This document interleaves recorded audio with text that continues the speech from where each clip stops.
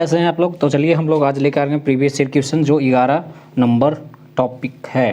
तो 11 number topic में सिर्फ फिजिक्स है। और अगर चैनल पर नए हैं तो चैनल को जल्दी से सब्सक्राइब कर लीजिए और बने रहिएगा वीडियो को लास्ट तक। हम बताने वाले हैं आज फिजिक्स का कुछ प्रीवियस ईयर का सवाल।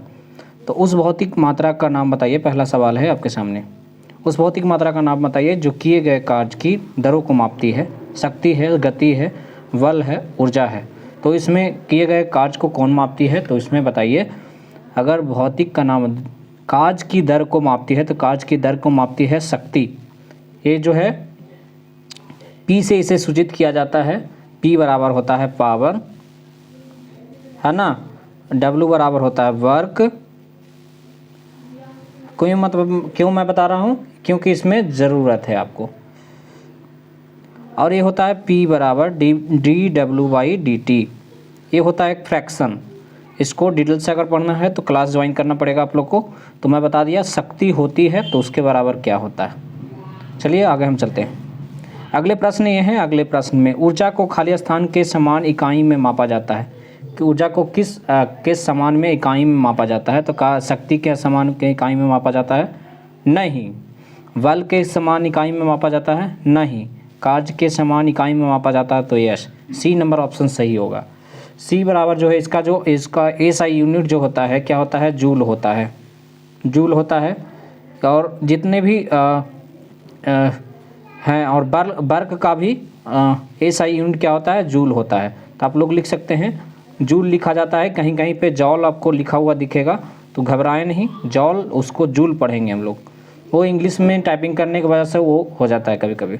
चलिए हम अगले प्रश्न की ओर बढ़ते हैं। अगला प्रश्न में संवेग की इकाई है खाली स्थान। संवेग की इकाई इसमें कौन है बताना है। तो संवेग की इकाई केजी मीटर प्रति सेकंड स्क्वायर है।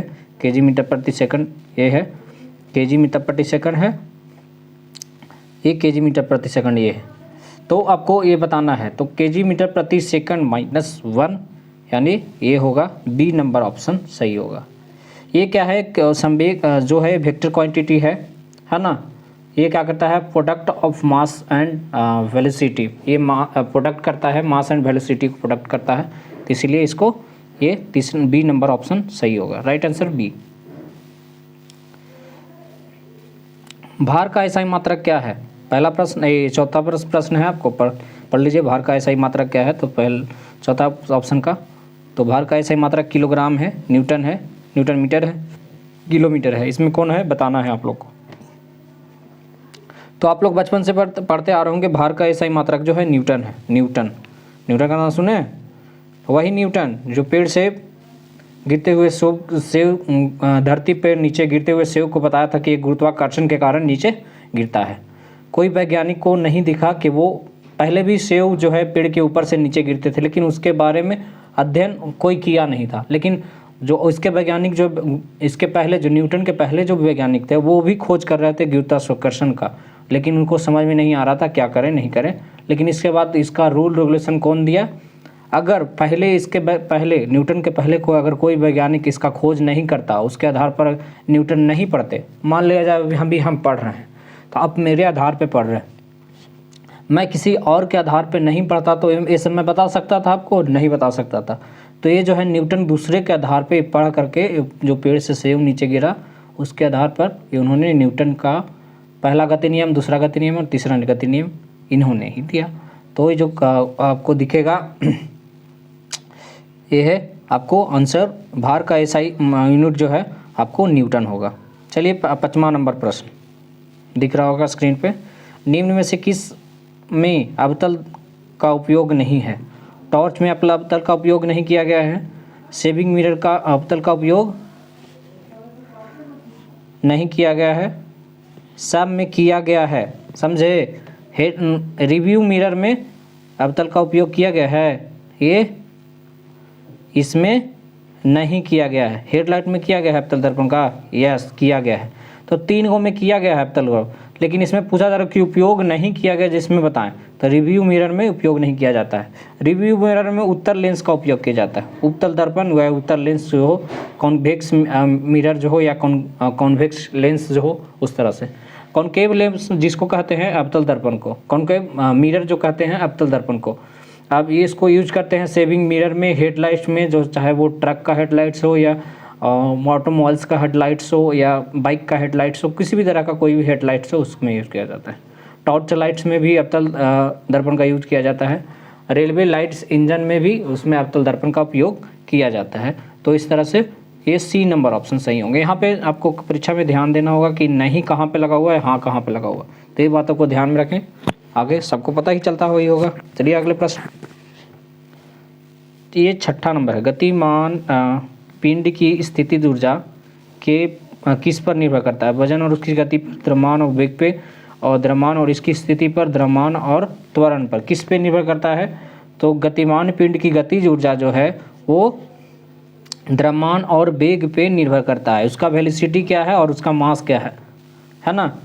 गतिमान उसका जो काइनेटिक एनर्जी है, जो उससे एनर्जी निकलेगा वो उसके वेग पे निर्भर करेगा, और उसका जो भार होगा उसके उस पे निर्भर करता है। ठीक है, इना की वजन और ये सब सारी लैंग्वेज जो है अच्छी नहीं है। ये नंबर ऑप्शन वाला लैंग्वेज मुझे नहीं अच्छा लगा, लेकिन द्रव्यमान और वेग जो है इसकी स्थिति पे मतलब कि निर्भर करता है। चलिए, ऊष्मा का एसआई मात्रक क्या है? आप पढ़े होंगे बचपन में ही। ऊष्मा का एसआई मात्रक क्या है? ये 7वां नंबर प्रश्न में जॉल। मैंने बोला था कि जॉल कहीं कहीं पे लिखे मिलेगा, लेकिन जॉल से घबराना ही है, इसको जूल ही पढ़ेंगे। जूल, जूल से नाम जूली। कैलोरी,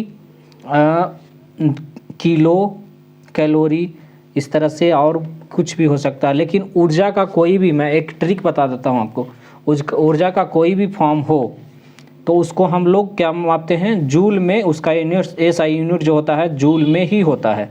अगर ऊर्जा का कोई भी रूप हो, या ऊष्मा हो या शक्ति हो, इस तरह से उसका क्या होगा? उसका जूल में ही एसआई यूनिट होगा। ठीक है, तो ये पहला नंबर ही ऑप्शन होगा। चलिए, बंदूक से चलाई गई गोली में होता है, क्या होता है? संभावित ऊर्जा होता है। संभावित ऊर्जा कैसे होगा जी? कि वो बोल रहा है कि इतना स्पीड से आवेगा गोली, एकदम वही संभावना से वही बता देगा? नहीं, जब गोली चल गई तो लगेगी, जरूर लगेगी। इस तरह गतिज ऊर्जा पर निर्भर करता है, तो ये हो सकता है। पवन ऊर्जा पर निर्भर करता है, कभी सरासर गलत। ये बोलने का तरीका। सौर ऊर्जा पर निर्भर करता है, गोली से, बंदूक से गोली चली तो उसका सौर ऊर्जा का क्या लेन देन है, हवा से क्या लेन देन है, उससे कोई मतलब नहीं रखता। चाहे कितना भी तूफान चले, गोली का जो प्रेशर होता है अगर दबाते हैं तो वो गतिज ऊर्जा, उसकी जो गतिज ऊर्जा पे निर्भर करता है। यानी B number option right answer है। ये ऑप्शन दिमाग से बना करके अच्छे से मारना होगा, ताकि आप लोग ये सब समझ में आए। डिस्ट्रीब्यूशन को खाली स्थान द्वारा ठीक किया जा सकता है, बाई फोकल लेंस द्वारा, या बेलनाकार लेंस द्वारा, अवतल लेंस द्वारा, या इनमें से कोई नहीं। इसमें बताना है आप लोग को, आप तो बताइए। तो इसमें जो है मुझे लगता है कि ये बेलनाकार लेंस द्वारा, सिलिंड्रिकल जो लेंस होते हैं उसको लगा करके डिस्ट्रीब्यूशन को ठीक किया जा सकता है। तो ये बी नंबर ऑप्शन सही होंगे। ठीक है, बल की परिभाषा कहाँ से मिलता है बाबू? बल का परिभाषा जो अगर कहाँ से लिया जाता है, तो बल का परिभाषा जो है न्यूटन के प्रथम गति के नियम से लिया गया है। तो पहला नंबर ही ऑप्शन आपको यहाँ पे सही हो जाता है। 55 से पढ़ते होंगे। अगर पीडीएफ को डाउनलोड करना चाहते हैं तो अब ये जो ब्लू टिक दिया हुआ है उसमें डिस्क्रिप्शन बॉक्स में भी है, आपको ऑनलाइन क्लासेस के लिए वो इस ट्रिक मतलब टेलीग्राम चैनल का लिंक दिया हुआ है, तो उस पर जाकर क्लिक करें, डायरेक्टली आपको वहाँ पे ज्वाइन करेगा, ज्वाइन करने के लिए ऑप्शन देगा। अगर कांटेक्ट करना चाहते हैं तो कांटेक्ट नंबर पे कांटेक्ट कर सकते हैं। Thank you very much. आज के लिए इतना ही, मिलते हैं अगले वीडियो में, तब तक के लिए धन्यवाद। आपका दिन शुभ हो।